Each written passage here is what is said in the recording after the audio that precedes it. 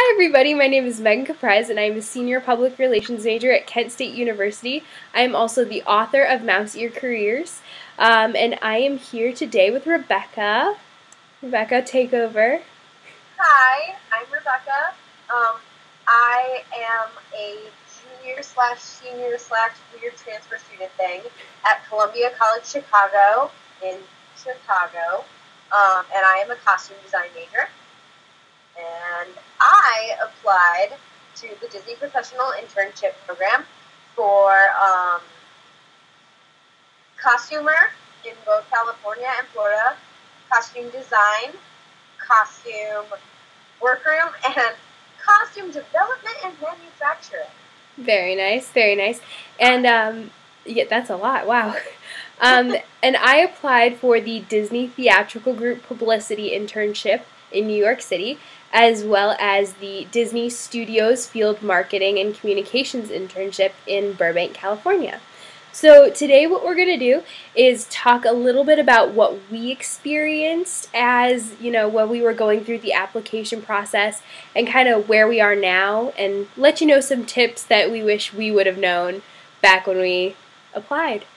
Yeah. So, Rebecca, can you tell me a little bit about what your application process was like? Like, what were you thinking? What were you going through when you were actually filling out the applications? Well, I actually did mine on a complete whim.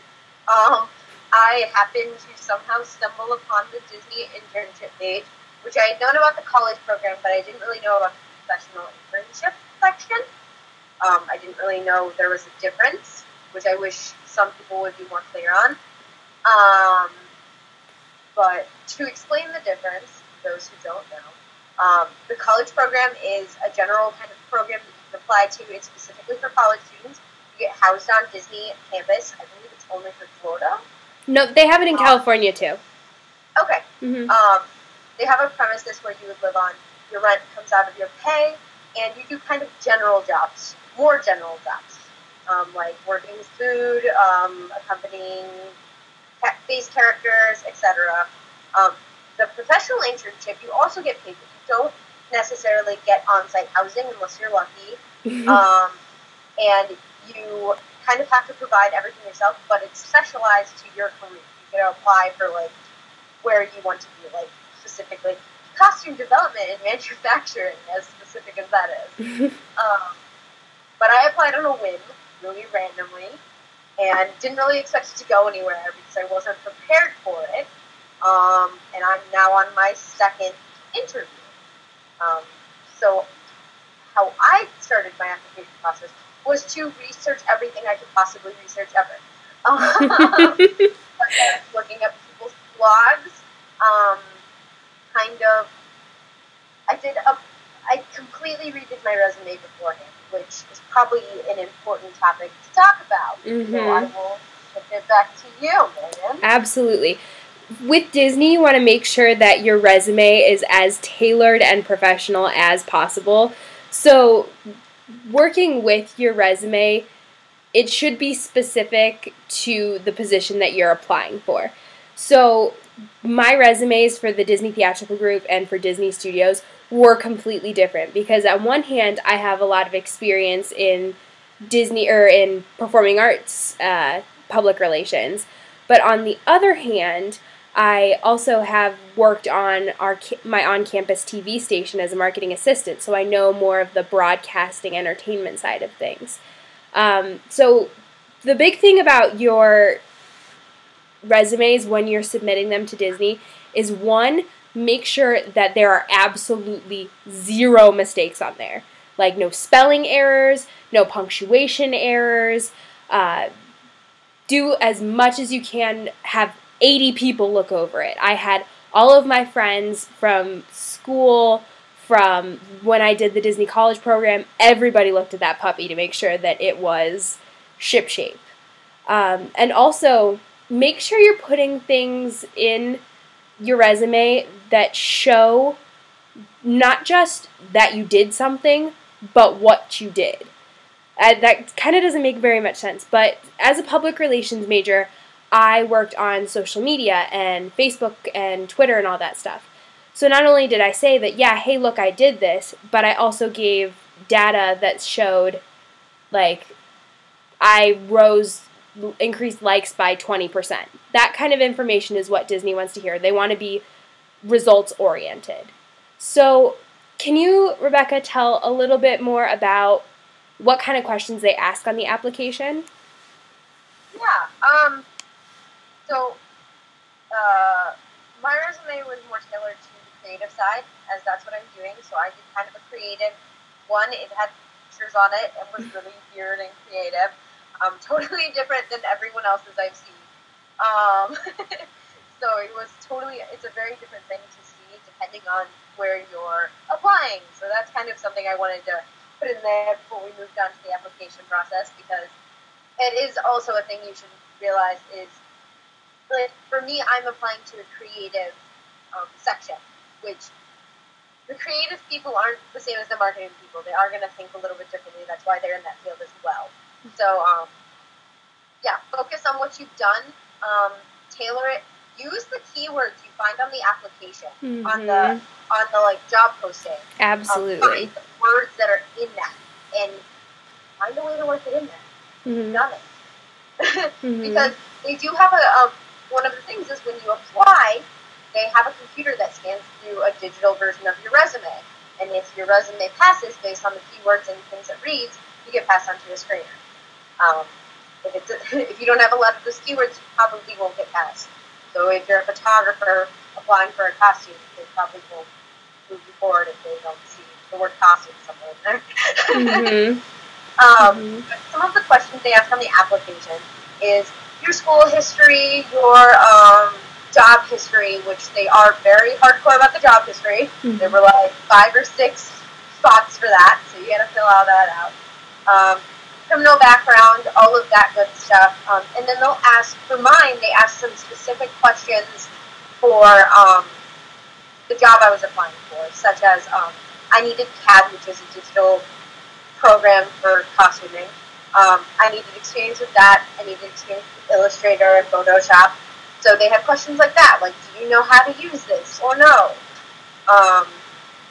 They ask, of course I'm blanking. It was a while ago.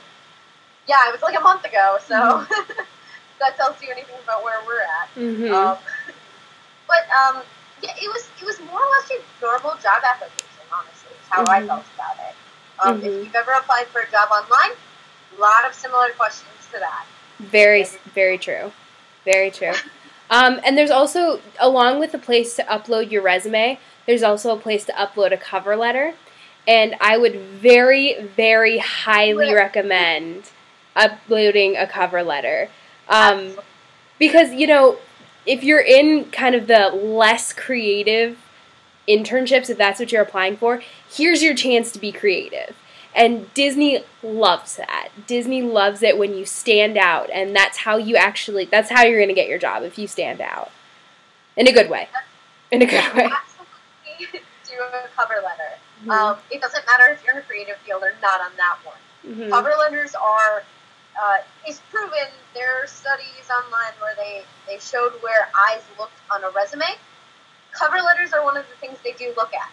I would recommend, before you apply, not only looking at how to write cover letters properly and what the most modern way of doing that is, asking your professors, your friends, I asked my mom because she's a CEO and does hiring. Ask anyone you know that might be of help. My cousin, I called her because she's done phone interviews. Check that, and then look up millions of different resumes. I looked up so many different resume types and checked out what was the most popular thing right now, resumes that had gotten people hired. I looked at a bunch of different layout types too, because that's something that will make you original. Even if, for me, it's creative. I didn't have a crazy creative one, but I did want a little bit different of a layout, because that does say something about you. Yeah, this is all we see of you. It's your resume and your cover letter. Put yourself out there. Yeah, for sure. And I think, you know, take those creative liberties. Make the different layout. Right? They want to hear a story. They don't just want to hear straight facts about you, because that's not interesting. Like, I feel like they're not, from what I've heard and when I've talked to Disney recruiters, they don't want to hear, straight like, oh yeah, I can do Illustrator, I can do blah blah blah. They are assuming that. That's what the application process, like that's what the application's for. Your resume is for why you think you fit well with this company, why you're going to do a good job in this position. So, be creative. In my Disney Theatrical Group resume, my entire cover letter was themed theater. So, like, I use fun little phrases like, before the curtain closes on my college career, and, like, just cutesy little things like that. And that's kind of the kind of stuff that gets you, it sets you aside, I think. My cover letter, the first sentence was, I want to make little girls and boys princes and princesses. Oh, see, that's exactly, they love that passion and stuff. Okay, so now that we've told you a little bit about what the actual application is like, here, let's talk a little bit about the waiting process. Because and everyone laughs. Because I know Rebecca and I have both experienced this long waiting process. And if you're applying for a Disney Professional Internship, you have to make sure you apply at as close to the beginning as possible, I think. Just so, like, but we also have an exception. We have an exception. I applied the last day. I literally applied the day it closed. Oh, jeez. But see, even that works. But, as long as you're being creative and awesome, just make sure you don't miss out. So keep checking DisneyCareers.com. I would recommend applying early. Do not wait for the last minute. I did have spelling errors in some of mine, which luckily it was on the one I was least qualified for, so I corrected them for the other ones. But that's what you get if you rush and wait until the last minute. Don't wait until the last minute. Plus, it lets people get to you earlier. Mm-hmm. They know you're interested because you applied earlier. For me, I didn't find it until about 2 to 3 weeks before it was due. And then I spent that time asking questions, gathering. For me, I needed a portfolio because I am a creative student. Mm-hmm. So I had to gather photos of all of my work. I got a website together. I redid my resume 100%, wrote a cover letter, asked for letters of recommendation. So I spent my time doing that, but if I had done it earlier, then I could have made sure everything was perfect. So I would recommend doing it earlier, not waiting until the last minute. Mm-hmm. Definitely. It doesn't always result in disaster, but you shouldn't chance it. Don't chance it. Don't chance it. Okay, so my story is a teensy bit different. I applied January 19th for my first internship, and Disney has something called a dashboard. So after you apply for the internships, you get a fun little dashboard. It's got a bar that shows you your progress in the internship process. So what happens is when you are applying, you're in submission on your dashboard. Once a recruiter looks at your profile, or they kind of sift you through, look for those keywords that Rebecca was talking about, then you are going into the in process. Now, if at any time they decide you're not really fit for this position, they're going to put you under no longer in consideration. Or NLIC for short. Yes. So, as of right now, it's April 4th. Yes, it's April 4th. I applied January 19th, and I am still in progress. I have not received, invitation to do an interview, but I've also not been knocked off in no longer in consideration. So as of right now, it's a waiting game. And a lot of professional interns that I've talked to are also in this waiting game, and they've experienced it for quite a long period of time. So my biggest advice for professional intern candidates is to be patient. It is going to be a little bit of a waiting game, just because Disney has a lot of things that they have to do, and professional interns might not necessarily be on the top of their list. but they are going to get to you, I promise. But Rebecca's had her internship, so I'm going to let her interview, so I'm going to let her take over. All right. So I applied the last day I could apply, February 28th.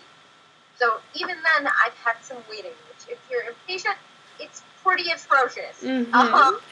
So I applied and was in position for a little while, and then not sure when I moved to in progress, but after 2 weeks, I believe it was almost 2 weeks exactly, I got an invitation to set up a screening interview, which I'm sure it's probably a little bit different because you're in the special New York one, which is the more unique of them.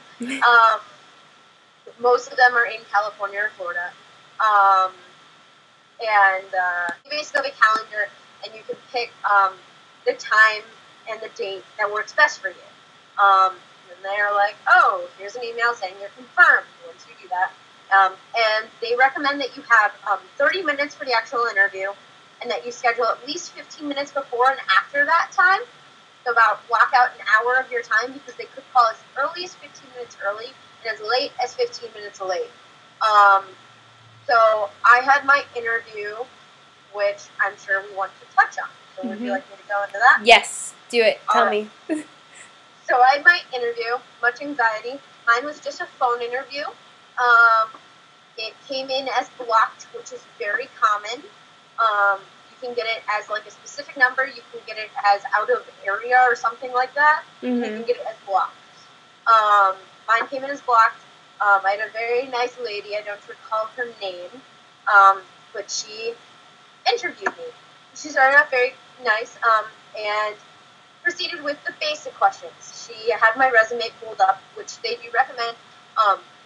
If you have here's one big thing. When you're doing the interviews, have the information about the internship you applied for available, which they take down the day it closes. So you want to make sure to save all of that on your computer, because it won't be back up on the internet unless you're lucky. So I had all that printed off or up on my computer, and then I had my resume out so that I can see the exact dates that I had on my resume, so they're not different. And you can see what you wrote and don't get flustered.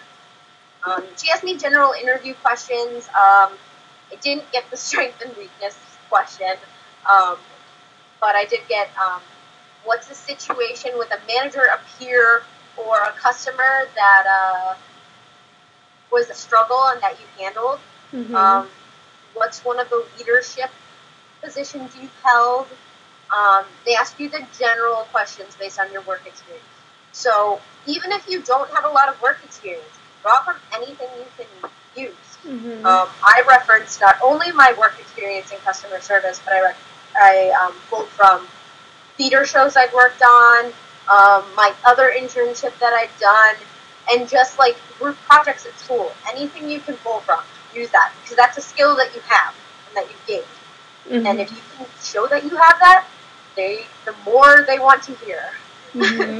And, you know, keep in mind that these are Disney recruiters, and a lot of the tips that you see out there for for the college program interviews are probably pretty similar to what you want to do for the professional internships.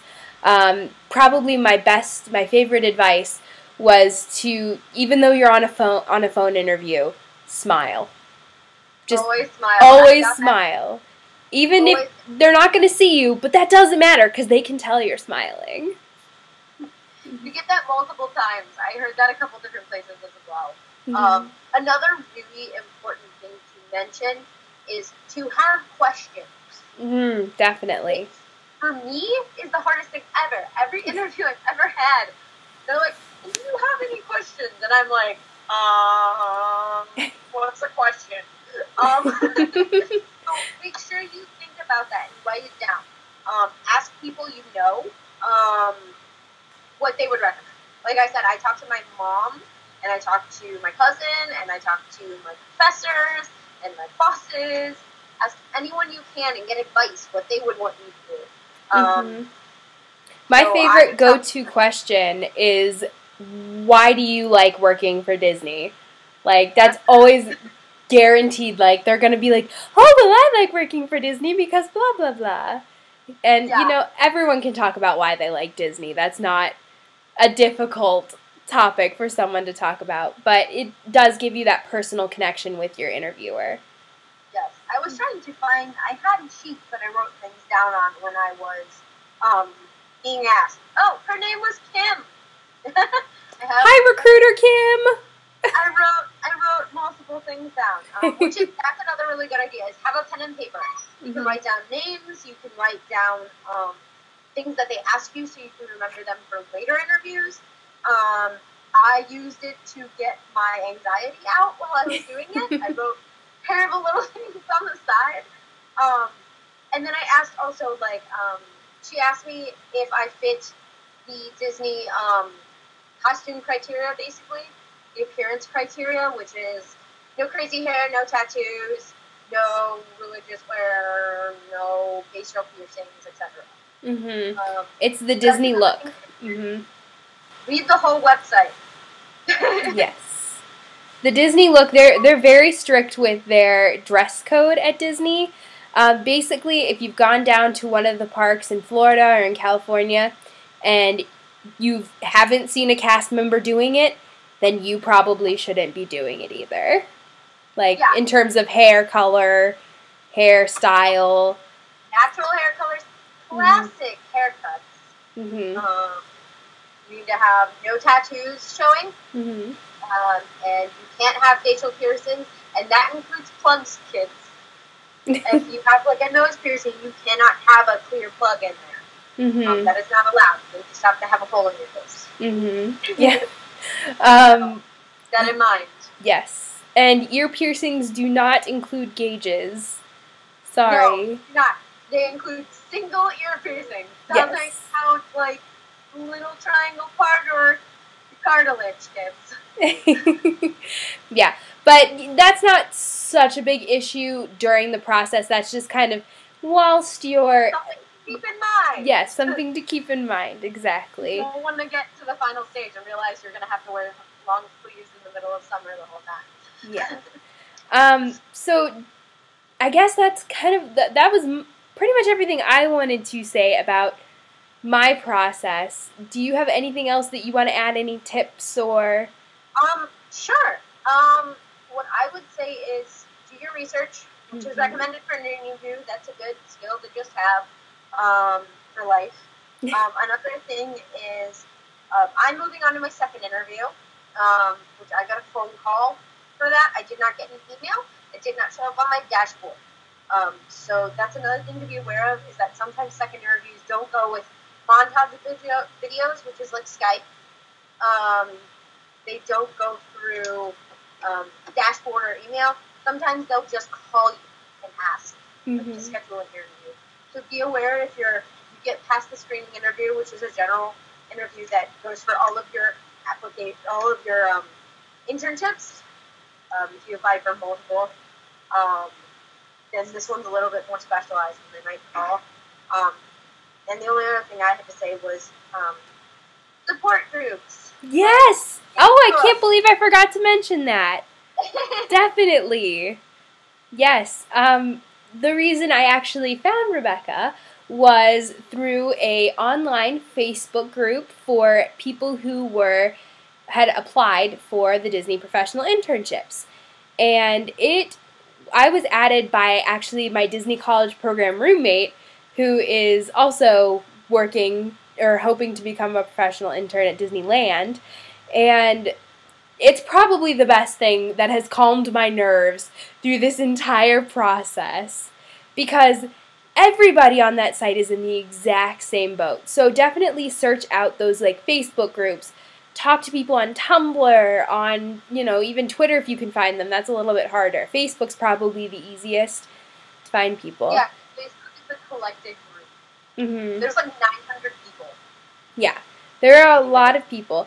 And whenever there's movement in specific, and by movement I mean if you're going from in progress to screening interview, or you're getting a... If they're calling for second interviews. Right, or if they're offering the position, you get to see what's happening to other people who are applying for the same positions that you are.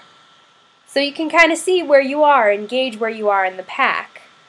Yeah. And it's really nice, too, if you're feeling especially anxious. Mm-hmm. I know after, like, a week or two, it starts to be like, oh, gosh, depression, maybe I shouldn't even bother, like, type of thing. At least for me. And it gets kind of overwhelming, and you're like, I don't know why I'm getting so excited, I should just stop. And then you can post something there, and people will reply with, don't worry, no news is good news. I haven't heard anything either. Sounds like there might be some movement next week, etc., which is really nice. And then when you get something, you can post, and everyone's happy for you, and it's really exciting to share your news. Yeah, and that's probably that's a great part about it, is that even though you're up against these people for, like, the same positions, they're really, really supportive. Like, they're like, oh, congratulations, I'm still hoping for mine, but I'm so proud that you got it. Like, yeah, and even if they don't get one, generally people are really excited because they were in the exact same position as you the whole time. Mm-hmm. And then you can get people to look at your resume if it's ahead of time. You can get them to check your LinkedIn, which is another good thing to include. Mm-hmm. Have your LinkedIn up to date. They look at that business. Not as much for my field because I'm creative and I give a portfolio anyway. But I know the management people would like. Yep, and definitely, and another thing to kind of check your progress is to see how many people are looking at your LinkedIn profile page, because yes, stalk the people. Yes, you can see sometimes that these people who choose to be anonymous, and they're more than likely Disney recruiters. Right. Yeah. So you can use that. Definitely use LinkedIn. Alrighty. Yeah. All right. Well, I think that was a great session. Thank you so much, Rebecca. I really appreciate it. Good luck on your professional internship. Keep me posted. Yeah. Keep us posted. Keep everyone on my blog posted. Yes. And we will see you all next time.